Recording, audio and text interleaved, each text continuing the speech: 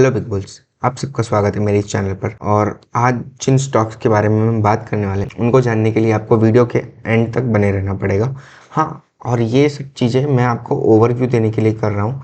आप समझिए कि कैसे किसी कंपनी को समझा जा सकता है, कैसे प्रमोटर्स होल्डिंग देखते हैं, कैसे स्टॉक को सिलेक्ट किया जा सकता है। वीडियो के एंड तक बने रहिए। सबसे पहले शेयर के बारे में बात कर लेते हैं, जिसका रेवेन्यू ब्रेकअप देखें सबसे पहले अगर, तो 95% रेवेन्यू जो है वो आता है डोमेस्टिक सेल्स से और 5% एक्सपोर्ट से आता है। अब उस शेयर की बात करें तो उसका जो मार्केट कैप है वो 2000 करोड़ के आसपास का है। करंट प्राइस 2000 के आसपास चल रही है और हाई बनाया था कंपनी ने 2779 का और लो है उसका 875।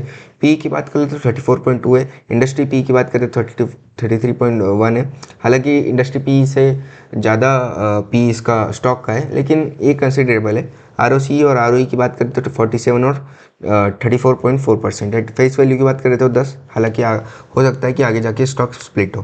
कंपाउंडेड सेल्स की बात करें तो 10 साल में 10% के आसपास, 18% के आसपास 5 साल में, 32% के आसपास 3 साल में, और अभी 20% के आसपास का कंपाउंडेड सेल्स ग्रोथ है।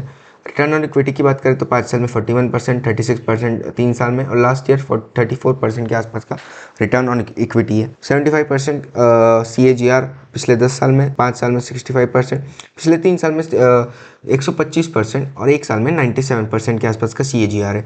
उसका वहीं पर प्रॉफिट की बात करें तो 18%, 41%, 48%, 52% के आसपास की प्रॉफिट देखने को मिल जाता है। कंपनी ऑलमोस्ट डेट फ्री है और CAGR उसने 41% के आसपास का रिटर्न दिया है और ROE भी 36% के आसपास की ROE दी है। P&L की बात करें अगर हम, P&L में ऑपरेटिंग प्रॉफिट कंपनी का देख लें तो पहले डेट में थी, फिर बाद में धीरे धीरे 2013 से ये प्लस में आई है और तब से लेके अभी तक कंपनी ने ग्रोथ ही दिखाई है। ऑपरेटिंग प्रॉफिट में भी काफ़ी सिग्निफिकेंट ग्रोथ हुई है। 53 से यहाँ पे देखिए डिप है, फिर इस साल फिर से ग्रोथ हुई है, फिर से ग्रोथ और अब 80 के आसपास की ग्रोथ है। ये हालांकि फिगर्स करोड़ में है, तो ऐसा मत समझिए कि सिर्फ 33, 43 ये सब क्या है। अब हम रिजर्व्स की बात करें तो कंपनी ने अपना रिजर्व्स काफ़ी बढ़ा लिया है। पहले रिजर्व 10 के आसपास का था, फिर माइनस में चली गई, ऑलमोस्ट डेट में जा रही थी कंपनी। यहाँ पे फिर 2023 में 174 करोड़ के आसपास का रिजर्व है और सितंबर को क्वार्टर में की बात करें तो 198 करोड़ के आसपास का रिजर्व है उसका। और कंपनी ने डेट फ्री है, ऑलमोस्ट डेट फ्री, तो ये एक पॉजिटिव सिंबल है हमारे लिए। शेयर होल्डिंग पैटर्न्स की बात करें तो 51% के आसपास शेयर होल्डिंग जो है वो प्रमोटर्स के पास है और 48% रिटेलर्स के पास है। डोमेस्टिक और म्यूचुअल को मिला के 0.7% मान लीजिए, और फॉरेन इंस्टीट्यूट की जो होल्डिंग है वो ऑलमोस्ट जीरो है। हालांकि गौर करने वाली बात यह है कि पब्लिक जो इन्वेस्टमेंट है उसमें काफ़ी नामचीन लोग हैं, जैसे कि मिस्टर आशीष कचोलिया, इन्होंने फ्रेश एंट्री ली है। 1.19% के आसपास का शेयर 1.19% इक्विटी इन्होंने एक्वायर की है, तो वो काफ़ी लार्ज अमाउंट हो जाता है। और अगर कोई कंपनी में जैसे बड़े इन्वेस्टर्स इन्वेस्ट करते हैं तो ऐसा नहीं कि जो कंपनी में उन्होंने इन्वेस्ट किया है उस कंपनी के बारे में और जो मल्टीप्लेयर बन चुकी है उसके बारे में हम बात करें। जिन कंपनी में फ्रेश एंट्री हुई है तो हमें उन स्टॉक्स के बारे में स्टडी करना चाहिए ताकि और अच्छे से पता चल सके कि इस कंपनी में बड़े इन्वेस्टर ने दिखाया है इंटरेस्ट, तो क्या है रीज़न उसके इंटरेस्ट दिखाने का। तो इंडस्ट्री के बारे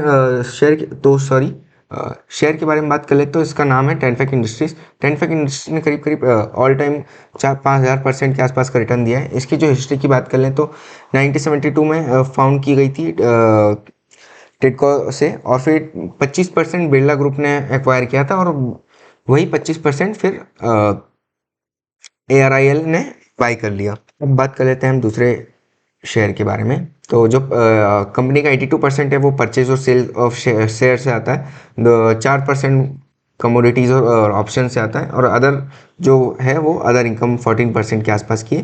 तो ये ग्राफ देख सकते हैं, ये 14% अदर इनकम है और ये 82% जो मेजर इनकम है, सोर्स है। कंपनी के मार्केट कैप की बात करें तो 2800 करोड़ के आसपास का मार्केट कैप है। करंट प्राइस 523 है और हाई बनाया था 748 का और 435 का कंपनी ने लो बनाया है। स्टॉक का पी रेशियो 41.7 है, सेक्टर के पी रेशियो से काफ़ी ज़्यादा है, तो ये थोड़ा सा नेगेटिव पॉइंट है। लेकिन बात कर लेते हैं ROC और ROE के, तो 7% के आसपास का ROE है। पिछले कंपनी में देखा था कि 40% तक का ROE जा रहा था, तो ये होता है। फेस वैल्यू 10 है, तो ये भी स्टॉक आगे जाके हो सकता है कि स्प्लिट हो सके। कंपाउंड सेल्स की बात करें तो 10 साल में 42% के आसपास, 5 साल में 101%, 3 साल में 406% और अभी 1021% के आसपास का कंपाउंडल सेल्स ग्रोथ है। Last year return on equity की बात करें तो 7% के आसपास के रिटर्न, 7% के आसपास के रिटर्न ऑन इक्विटी, ये 3 कंसिस्टेंट रिटर्न ऑन इक्विटी है। हालांकि इतनी ग्रोथ दिखी नहीं है आरओई में। CAGR की बात करें तो 136%, 5 साल में, 3 साल में 510% और 1 साल में ये 5%। तो हालांकि ये तो नेगेटिव साइन है, बट स्टिल हम कंसीडर करेंगे, आगे जाके हमें पता चलेगा।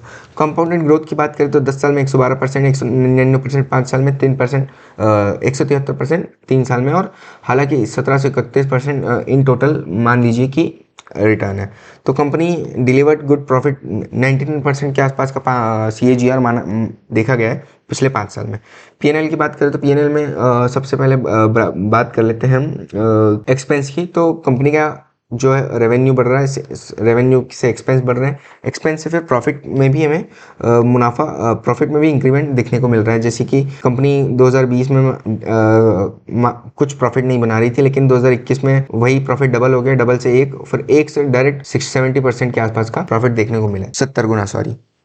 बैलेंस शीट की बात करें तो रिजर्व्स देखिए, कंपनी के रिजर्व्स 2012 में 1 करोड़ के आसपास, 2, 3, 4, 3, 4 से 2023 में 470 करोड़ के आसपास का रिजर्व देखा गया है। 704 करोड़ के आसपास का रिजर्व पिछले सितंबर क्वार्टर में देखा गया था।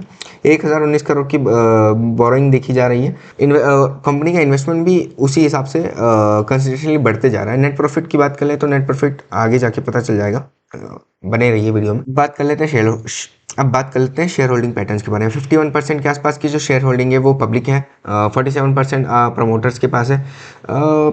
DII और FII में काफ़ी कम होल्डिंग है, लेकिन हाल ही में ये भी देखा गया है कि मिस्टर आशीष कचोलिया ने इसमें भी अपनी होल्डिंग को बढ़ाई है। पिछले 1.05% थी, फिर 1.05 से 1.17 और 1.14 के आसपास की होल्डिंग है। आदित्य सिंघा, ये सब लोग तो शायद प्रमोटर्स हैं। तो इनमें से मेजर जो आदमी है वो है आशीष कचोलिया, जो है अपनी होल्डिंग को इसमें बरकरार रखा हुआ है। और कंपनी की बात कर लेते तो कंपनी का नाम है SG Finserv limited, incorporated in 1994, जो कि 1994 में ये कंपनी बनी थी, रजिस्टर्ड एज NBFC, और जो कि हमें प्रोवाइड करती है ब्रोकिंग, डिस्ट्रीब्यूशन, इन्वेस्टमेंट रिसर्च और online trading, wealth management, investment banking और भी बहुत सारे जो भी फाइनेंशियल रिलेटेड बिजनेस है वो सारे के सारे ये कंपनी प्रोवाइड करती है। पिछले 5 साल की रिटर्न करें तो 5 साल में 15,000% के आसपास का रिटर्न है। 15,000% रिटर्न मामूली बात नहीं होती है दोस्तों।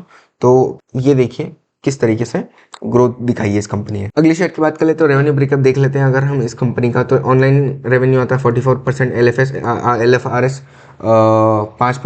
12 और 5% के आसपास। कोको और फोफो, कोको क्या होता है, कंपनी ऑपरेटेड कंपनी ओनर, और फोफो क्या होता है, फ्रेंचाइजी ओनर, फ्रेंचाइजी ऑपरेटेड। तो जो कंपनी का मालिक है वही कंपनी को ओन करता है, वो कोको कहलाता है, और फ्रेंचाइजी के थ्रू अगर बिजनेस हो रहा है तो वो फोफो कहलाता है।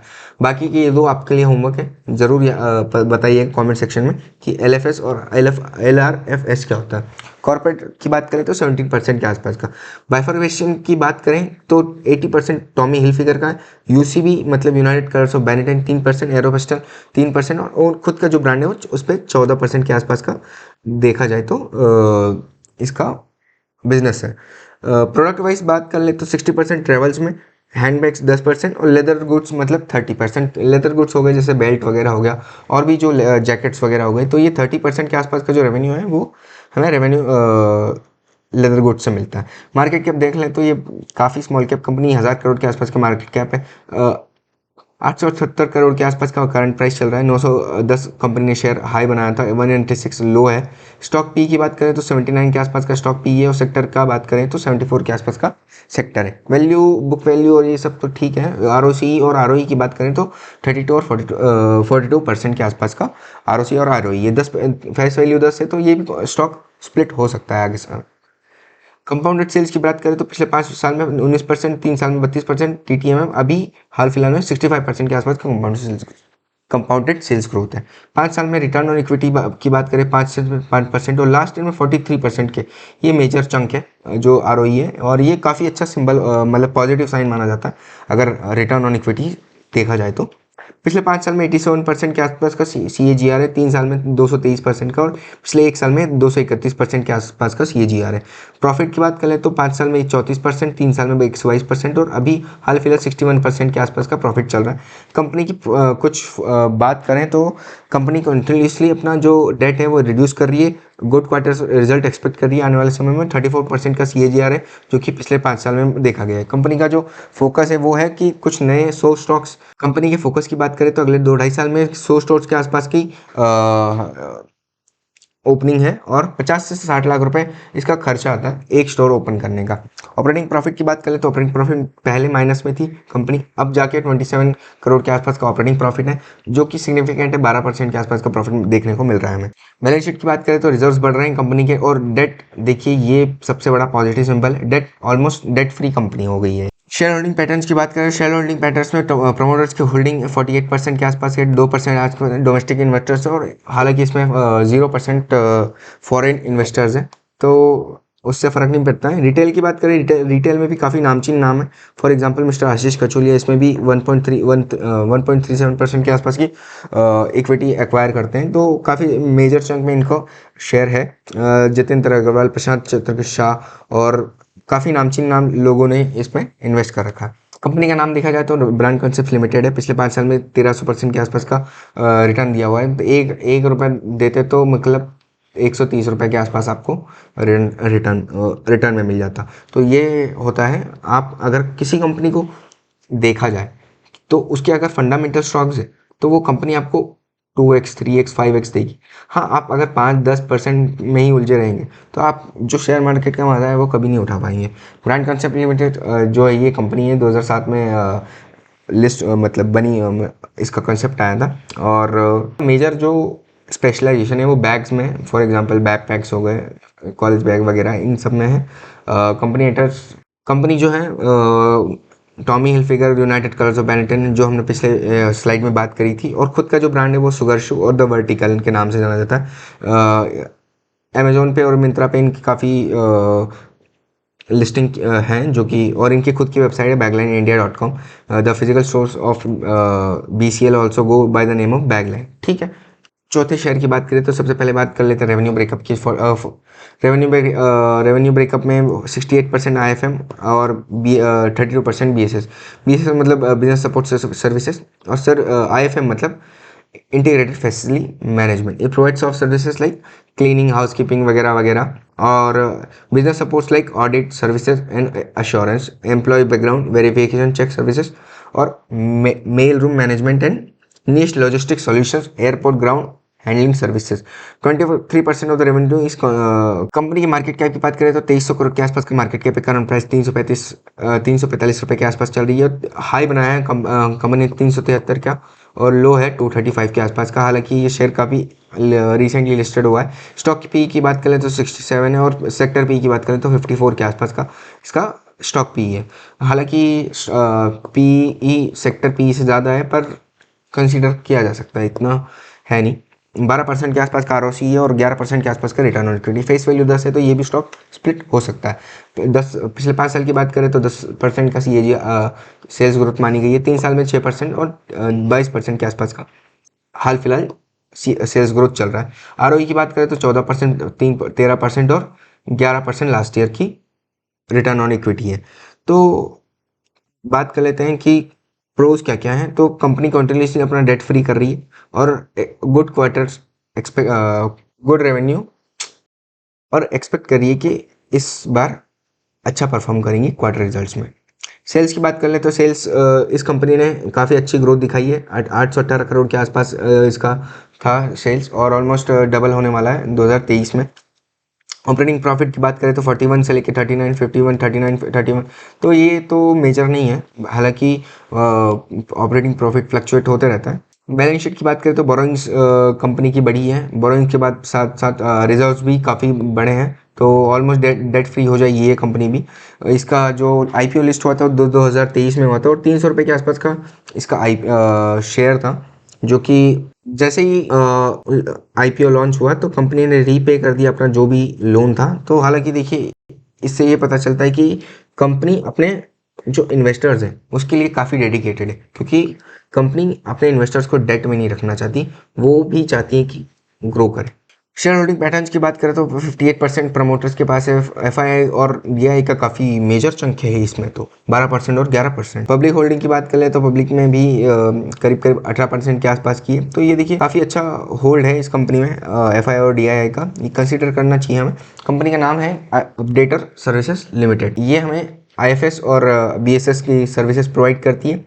अभी जो कंपनी है वो पैन इंडिया है। तो ये चार स्टॉक्स हमने डिस्कस किए हैं। अगर आपको वीडियो पसंद आए तो लाइक शेयर कमेंट करें और सब्सक्राइब करना ना भूलें। Thank you very much.